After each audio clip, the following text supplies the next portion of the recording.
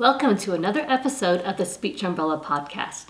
This podcast recently passed the 7,500 downloads milestone, so thank you for helping this podcast grow. The more we know, the better clinicians we become.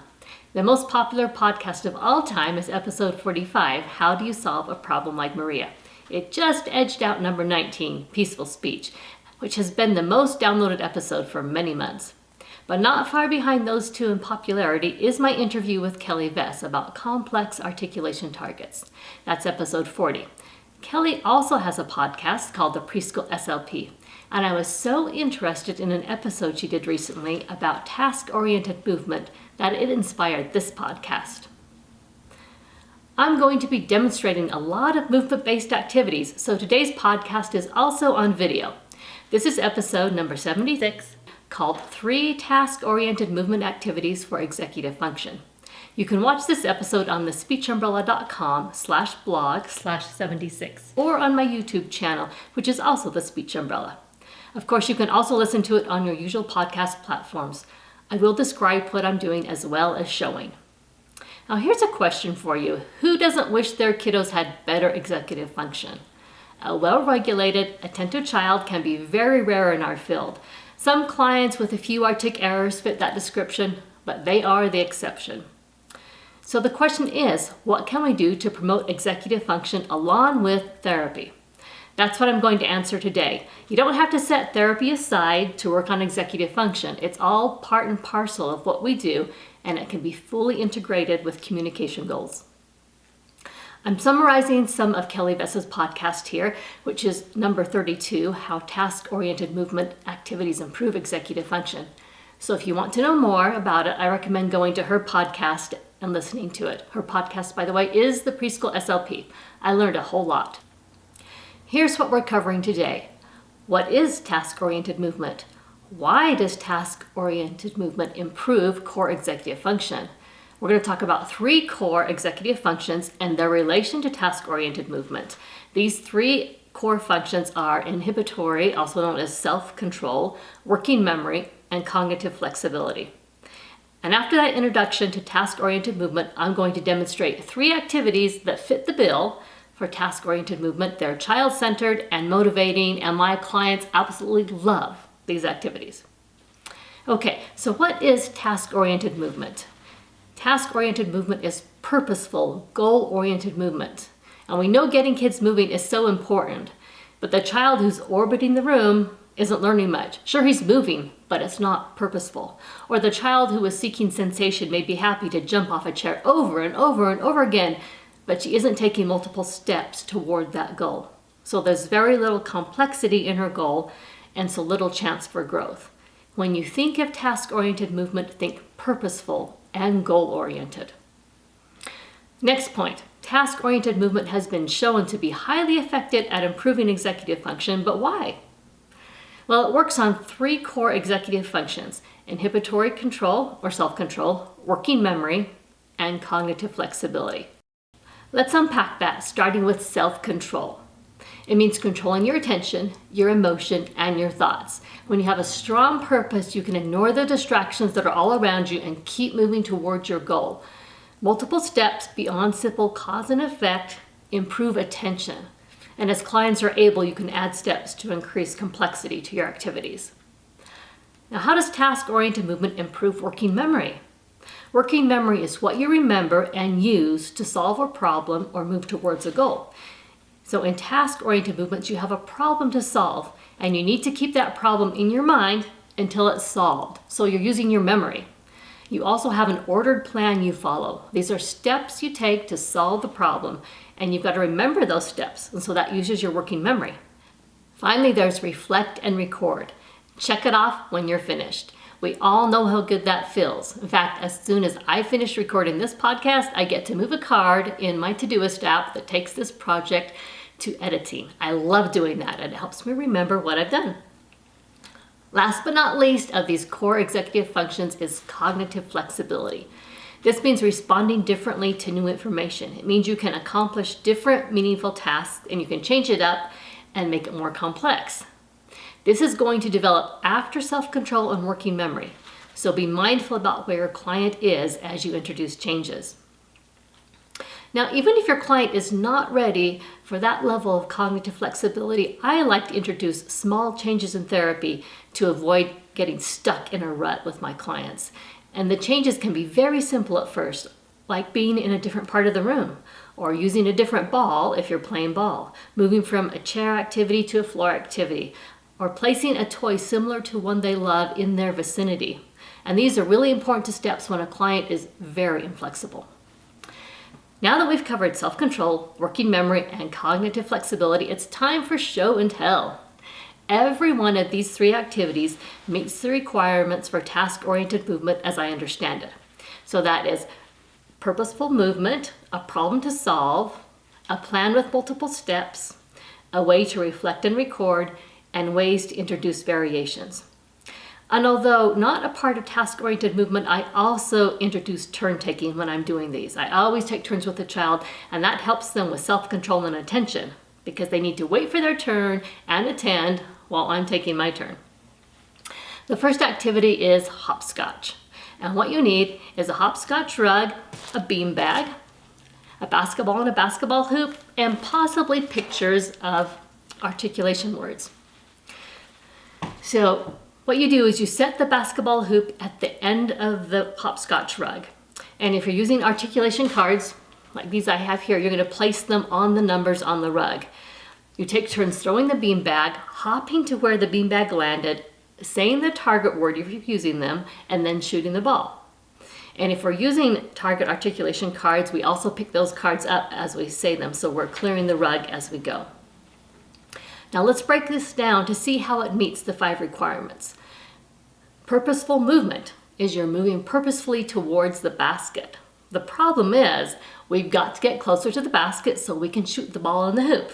Now, if their beanbag lands on number 1, we still practice the word and then let them move close enough to the basket to make it. Multiple steps. We've got throwing, we've got hopping, we've got the word practice, we've got picking up cards if we're using them, and shooting the ball. Reflecting and recording. Review the articulation cards at the end. One way you could do this is to feed them into a box with a mouth, and you can talk about what you did. You can review it. Ooh, the owl said whoo, or we said whee, or we said I. And so that's a fun way to review them. Or you could also match them if you have 2 sets of each card and match one card to the other card. Sometimes I do this activity with clients who are just learning to use their voice to control phonation. And in that case, I might just use the words hop, or ah for on, or ba for ball, and I keep it really simple. I don't use artic cards then, but we do review the words at the end. We'll act out hopping and say, oh, we hopped. We'll point to the ball and say ba, we'll sign on, and we do that for review. For recording, all you need is a laminated checklist, and this is all purpose. It's got Velcro here, so whatever activity you did, you can stick on the Velcro, and you just check off. There, we played basketball. Now, ways to introduce variations are you can change the articulation cards, you can use dice instead of a beanbag, you can throw the ball through a hula hoop and then to the basketball. You can create an obstacle course where you crawl through things. And you can do all that in lieu of the hopscotch rug. There's lots of ways to move this activity up and down the complexity scale. One way I like to scale it down is by using carpet markers for them to hop on as they hop towards the basket. So if they need something really simple and the hopscotch rug is just too much for them, you can scale it down to just hopping on carpet markers as they move towards the basket. But that can still meet the requirements for a task-oriented movement activity. The next much beloved activity is hopping frogs. You need a tub with water in it, toy frogs, a towel, and be prepared to sing 5 Little Speckled Frogs and sign some of the main words. My preschoolers love this activity. They're playing with water, so what's not to love? I really like to use hopping frogs to work on the word hop, but you'll see it has a lot of other speech and language possibilities. This is how it goes. I say the frogs are so hot. They want to go swimming. Let's help them hop to the water. I set 3 to 5 frogs out and we sing the song, and I model signing the number and frog and sit, eat, bug, yum, jump or hop, and swim. Then each time they say the target word, I hop a frog closer to them until they get to put it in the water. And I do substitute the word hop for jumped when we're working on that word. And we also count the frogs after each one goes in. So we've got one frog in and then we count again. 1, 2, 3, 4. 4 little speckled frogs. And it helps us keep track of where we are in the song. So how does this meet the criteria for task-oriented movement? It's got purposeful movement. The frogs are moving towards and eventually into the water. And if they're able, the clients can maybe hop the frogs themselves as they say their word, but some clients don't have the self-control for that. So I'm usually hopping for them until I hand the frog off to them. Signing the words is another purposeful movement, and each repetition of the song brings us closer to another frog going swimming. It's got multiple steps. They choose which frog we want, we sing and we sign the song. They say the target word 3 to 5 times. The frog hops towards the water, it goes in the water. It has a problem. The frogs are hot. It has a plan, and we count the frogs, we sing the song, we say the target words, they put their frog in, they count the frogs again, and we find out how many are left, and we repeat it. Reflect and record. There's a mini reflect at the end of every verse as we recount the frogs. Now we have 3 left. And at the very end, you can use the checklist again. And here I've written the numbers because we put 5 frogs in. So we check off. We count the frogs as we take them out of the water. We did 1. We did 2. Oh, we did 3 frogs. Now 4. Now 5. So we've recorded that we sent 5 frogs swimming. One way I vary this is I use a large tub and a styrofoam tray for a boat. So the large tub is filled with water, got a styrofoam tray, and we use all sorts of animals and different words to move animals to the boat. Action words or animal sounds, whatever they need to work on. And we can change the song up. Sometimes we'll change it to Old MacDonald and get lots of nice vowel work with the E-I-E-I-O. And we also talk about which animals go on the boat and which ones swim in the water. So that's one way to vary the Hopping Frogs activity. The next activity is going shopping. It's a great multi-layered activity. This one has a lot of moving pieces and it's more cognitively challenging than hopscotch or hopping frogs. They are pretending to do something that mom and dad do, and that requires what we call episodic memory. So it helps to be aware of where your clients are in symbolic play when you plan these activities. This activity does require some ability with symbolic play. If they're ready for it, it's a great fun. I especially love the planning part of the shopping activity.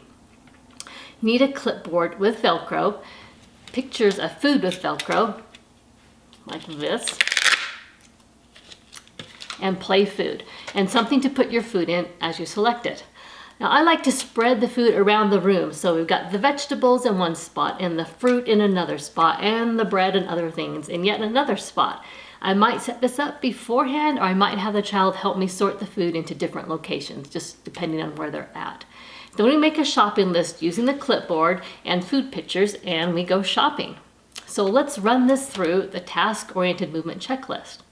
It's got multiple steps. We've got to make a list. It's got going shopping. So we pick up our basket, we move around the room, and we find the things that are on our list. And the problem is, we need food for dinner. We're hungry.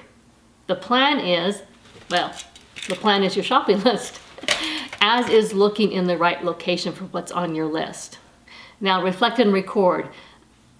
You are recording as you go along, just as you do when you go shopping. We got the kiwi, let's put it in the basket, check, we got the kiwi. But when you get back to the table and you've done all your shopping, what you can do for even more reflecting and recording is as you unload your basket or whatever, you can go down and look, yeah, we got this, yes, we got this, yes, we got this, did we forget anything? Variations. Sometimes we make soup after we get the food, or sometimes we buy it with the play cash register, and that's got several steps just in that activity after we select the food. Or we can take the food on a picnic with stuffed animals. See my picnic fun video for how to do that. You might be thinking these are all great, but what do I do with a child who is barely engaging in cause and effect, who can't do something that's organized? Believe me, I've had clients who didn't have the attention to engage in any of these activities when they started therapy. In these cases, I double down on getting intentional communication and joint interaction. I start building symbolic play skills, and whatever simple cause and effect activity they can engage in, I try to extend. For example, if they will roll a ball back and forth, will they get the ball from under a blanket in order to roll it back and forth? If they love chasing bubbles, can you extend it so that when the bubbles are gone, they will indicate that you need to put the wand back in the container? I think task-oriented movement is a really helpful framework with these clients because it gives us a direction to go with them. I've created a task-oriented movement activity planning checklist. That's a mouthful. So as you're planning activities, you can do a quick check to see if it meets all the criteria. It may be that some of your favorite activities only need a few tweaks, and bingo, you've got yourself a task-oriented movement activity. I also have the all-purpose checklist for reflecting and recording. You can get both of these checklists on my free resource library. Go to thespeechumbrella.com/free to sign up for the library. Today's takeaway is all about the power of executive function, because when you start making inroads with executive function, some speech and language issues really begin to take care of themselves. Thanks for listening and watching today, and see you next time.